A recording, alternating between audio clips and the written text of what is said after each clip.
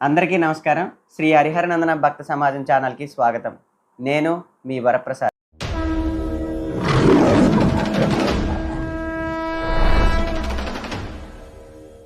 స్వామియే శరణమయ్యప్ప. అందరూ ఎలా ఉన్నారండి? బాగున్నారా? మరి ఎలా జరుపుకున్నారు మీ సంక్రాంతి పండుగ సంబరాలు? పిల్లలు పెద్దలు అందరూ కలిసి చక్కగా పండుగ వేడుకలు జరుపుకున్నారు కదా. మరి ఆ మధురమైన జ్ఞాపకాలను మదిలో భద్రంగా మలుచుకొని మన రెగ్యులర్ లైఫ్లోకి అడుగు పెట్టేద్దాం, ఓకేనా? మరి ఎప్పట్లాగే మరో ఇంట్రెస్టింగ్ టాపిక్తో ఈరోజు మీ ముందుకు రావడం జరిగింది. అదేంటంటే, భారతదేశానికి 4 దిక్కుల 4 దివ్య ధామాలు ఉన్నాయని మనకు తెలుసు. వాటిని మనం చార్ధామ్ అనే పేరుతో పిలుచుకుంటాం. అయితే ఈ 4 ముక్తి క్షేత్రాల్లో ఒకటైన ద్వారక మహాక్షేత్రం గురించి ఈరోజు మీతో ప్రస్తావించాలనుకుంటున్నాను.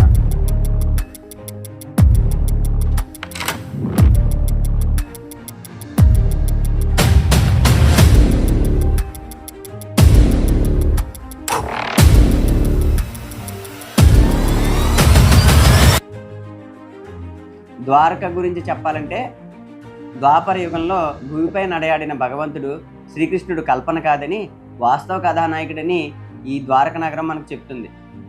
అయితే ప్రస్తుతం ఈ దేవనిర్మితమైన మహానగరం సముద్ర గర్భంలో 300 అడుగుల లోతులో మునిగిపోయి ఉందట.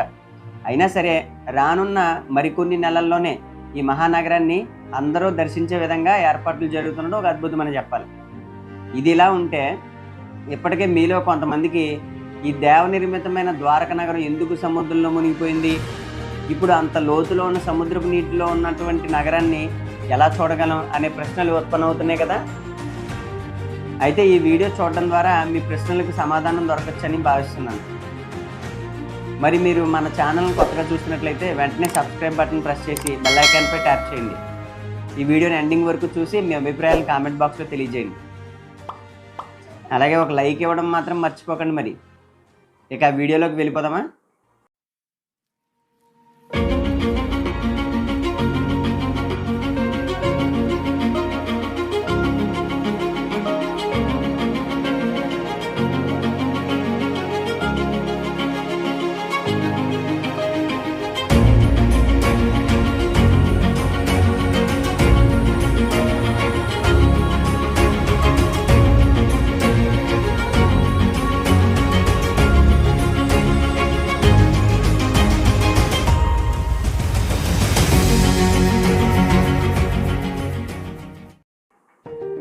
సాధారణంగా ద్వారక అనే పేరు వినగానే ఎవరికైనా గుర్తుకొచ్చేది శ్రీకృష్ణుడు. ఎందుకంటే ఎన్నో పురాణాలు, ఇతిహాసాలు ద్వాపర యుగంలో శ్రీకృష్ణుడు ఈ ద్వారక నగరాన్ని నిర్మించాడని తెలుపుతున్నాయి. వాటి ప్రకారం చూస్తే అత్యాధునిక మౌలిక సదుపాయాలతోనూ, జీవం ఉట్టుపడే శిల్పకళా సౌజన్యంతోనూ, అతిపెద్ద వాణిజ్య కేంద్రంగానూ ఈ మహానగరం అన్ని విధాల అభివృద్ధి చెంది భూలోక వైకుంఠంగా వెలుగులు విరజిమ్మేదని మన పురాణాలు చెప్తున్నాయి. అయితే ఈ ద్వారక మనకు పురాణ కథనాలకు మాత్రమే పరిమితం కాదని ప్రస్తుత శాస్త్ర విజ్ఞానం తేల్చి చెప్పింది. ఈ విషయానికి వస్తే, వ్యాసుడు రాసిన మహాభారత గ్రంథంలో ద్వారక గుజరాత్ రాష్ట్రంలో గోమతి నది అరేబియా సముద్రంలో కలిసే చోట ఈ మహానగరం నిర్మితమైందని రాయబడి ఉందట. అయితే దీంతో పాటు మరిన్ని గ్రంథాల ఆధారంగా ప్రారంభించిన పరిశోధనలు అద్భుతమైన ఫలితాలు సాధించడం జరిగింది. ఈ పరిశోధనలు 1930లో ప్రారంభమైతే 1963వ సంవత్సరం వచ్చే నాటికి గుజరాత్ రాష్ట్రంలో గోమతి నది పశ్చిమ భాగాన ఈ ద్వారక నగరం ఉన్నట్లు నిర్ధారణ అయిందట. ఆ సమయంలో పురావస్తు శాఖ జరిపిన తవ్వకాల్లో ఎన్నో పురాతన కళాఖండాలు వెలుగులోకి రావడం జరిగింది. కాలక్రమేణా మరెన్నో ప్రయత్నాల ఫలితంగా అరేబియా సముద్రంలో సుమారు 300 అడుగుల లోతున ఈ మహానగరం ఉన్నట్లు తెలిసింది. అప్పటి నుంచి ఈ ద్వారక అనేక పరిశోధనలు జరుగుతూనే ఉన్నాయి. దీనికి సంబంధించిన ప్రస్తుత హాట్ టాపిక్ ఏంటంటే, ఈ చారిత్రాత్మక మహానగరాన్ని పర్యాటకులు చూడడానికి వీలుగా అక్కడి రాష్ట్ర ప్రభుత్వం ఏర్పాట్లు చేస్తుందట. దేశంలోనే మొట్టమొదటిసారిగా సబ్మెరీన్ ఉపయోగించి పర్యాటకులు ఈ ప్రాంతాన్ని సందర్శించబోతున్నారని చెప్పొచ్చు. అయితే 2024వ సంవత్సరంలో కృష్ణాష్టమి వచ్చేసరికి ఈ సేవలు అందుబాటులోకి వచ్చే విధంగా కసరత్తులు జరుగుతున్నాయట. నిజంగా అద్భుతం కదా. ఇలాంటి వినూత్నమైన జలాంతర్గామి ప్రయాణాన్ని చేయడానికి మీలో ఎంతమంది ఇంట్రెస్టింగ్గా ఉన్నారో మన కామెంట్ బాక్స్లో తెలియజేయండి. ఈ నగరాన్ని దర్శించే ముందు అసలు దీని చరిత్ర ఏంటో తెలుసుకునే ప్రయత్నం చేద్దాం రండి. హిందువులు అతి పవిత్రంగా భావించే చార్ధామ్లలో ఈ ద్వారక ఒకటి. మహాభారత కావ్యం ఈ ద్వారకను ద్వారావతిగా పేర్కొంది. శ్రీకృష్ణుడు మేనమామ కంసుడు కృష్ణుడి చేతిలో మరణించగా ఆ సంఘటన జరిగిన మధుర అనేక దండయాత్రలకు గురైందట. వాటికి కారణమైన జరాసంధుడి నుంచి ప్రజలను రక్షించాలని శ్రీకృష్ణుడు వీరందరినీ ద్వారక తరలించాడని చెప్తారు. అయితే ఈ ద్వారక సముద్ర గర్భంలో కొన్ని దీవులను కలుపుకొని ద్వారక నగరాన్ని నిర్మించడం జరిగిందట. అంధకులు, వృష్టులు, భోజులు ఇలాంటి రాజులకు ఈ ద్వారక ఉమ్మడి రాజ్యంగా ఉండేదట. యాదవ్ వంశీకులు ఈ ద్వారకలో ప్రత్యేక పాత్ర పోషిస్తూ ద్వారక పాలకులుగా దసరాస్ అనే పేరుతో గౌరవం పొందేవారట. వీరిలో వాసుదేవ కృష్ణుడు, బలరాముడు, కృతవర్మ, ఉద్ధవుడు, సాత్వికి, అక్రూరుడు, ఉగ్రసేనుడు ఇలా కొంతమంది ముఖ్యమైన వారని చరిత్ర ఆధారాలు ఉన్నాయి.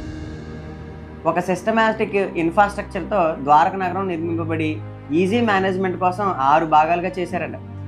అందులో నివాస ప్రదేశాలు, వ్యాపార ప్రదేశాలు, వెడల్పైన రాజమార్గాలు, బిజినెస్ సెంటర్లు, చిన్న చిన్న సంతలు, అలాగే రాజభవనాలు ఏర్పాటు చేసి ఉండేవట. అంతేకాకుండా పబ్లిక్ ఉపయోగమయ్యే భవనాలు, రాజ్యసభ మండపాలు ఉండగా వీటిలో సుధర్మ సభ ప్రత్యేకమైందట.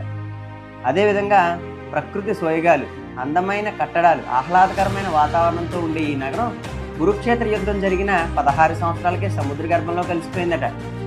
అసలు ఈ మహానగరం ఎందుకు మునిగిపోయింది అనే విషయానికి వస్తే పురాణాల ఆధారంగా పరిశీలిస్తే క్రీస్తు పూర్వం 3138లో మహాభారత యుద్ధం జరిగింది. కొన్నేళ్ళు శ్రీకృష్ణుడు ద్వారకలో ఉండి అక్కడి నుంచి అడవులకు వెళ్ళిపోయాడని కొన్ని కథనాలు చెప్తున్నాయి. మరికొన్ని కథనాల ప్రకారం ఒక బోయవాడి బాణం తగిలి కృష్ణుడు శరీరాన్ని విడిచిపెట్టారనే కథనాలు వినిపిస్తాయి మనకి. అయితే కృష్ణుడు బాలుడు వయసులో ఉన్నప్పుడే ఎన్నో ఉపద్రవాల నుంచి అందరినీ కాపాడడం, గోవర్ధనగిరి సైతం చిటికిన వేలుతో ఎత్తిన సందర్భాలు ఉన్నాయని కొన్ని గ్రంథాల్లో చూస్తూ ఉంటాం. సరిగ్గా ఇక్కడే అంతటి దేవుడికి ఒక బోయవాడి బాణం వల్ల ప్రాణం పోయిందా అనే ప్రశ్న ఉత్పన్నమవుతుంది. దానికి జవాబుగా రామావతారంలో వాలిని బాణం వేసి రాముడు గాయపరచడంతో దానికి ఈ అవతారంలో వాలి బాధను కృష్ణుడు అనుభవించడం జరిగిందని కొందరు చెప్తున్నారు. ఇలా భగవానుడి శరీరాన్ని విడిచిపెట్టిన వెంటనే ఉవ్వెత్తిన అలలు ఎగసిపడి ఈ ద్వారక నగరాన్ని సముద్ర గర్భంలో కలుపుకుందంట సముద్రం. ఇలా జరిగిన సందర్భాలను అర్జునుడు స్వయంగా చూడడం జరిగిందని మహాభారతంలో ఆయన పాత్ర మనకు వివరిస్తుంది. ఏది ఏమైనా శ్రీకృష్ణుడు 120 సంవత్సరాలు జీవించాడని బలమైన ఆధారాలు ఉన్నాయట.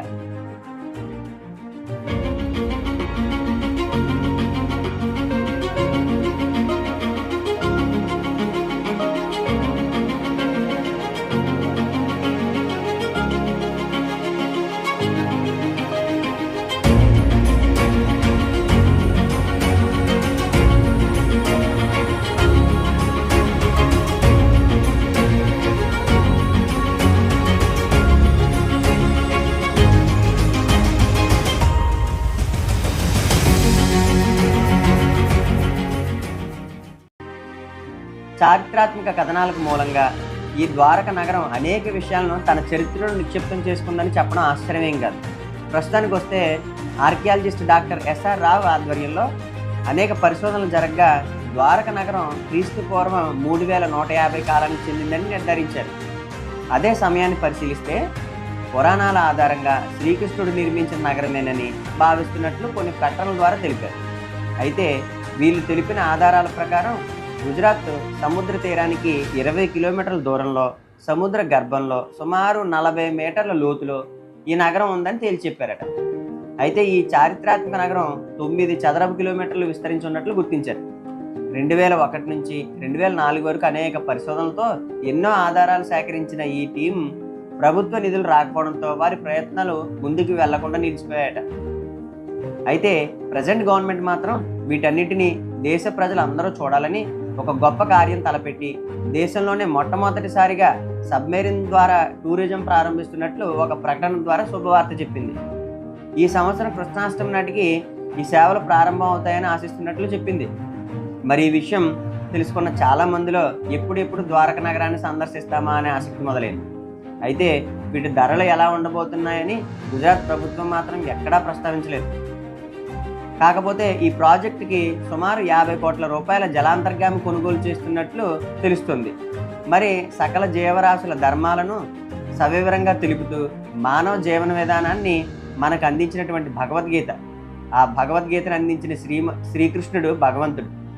ఆ మహానుభావుడు భగవంతుడు అయినటువంటి శ్రీకృష్ణుడు నడయాడిన ఈ ద్వారక నగరాన్ని మరి మనలో ఎంతమంది చూస్తామో, మనలో ఎంతమందికి ఈ అదృష్టం ఉందో వేచి చూద్దాం.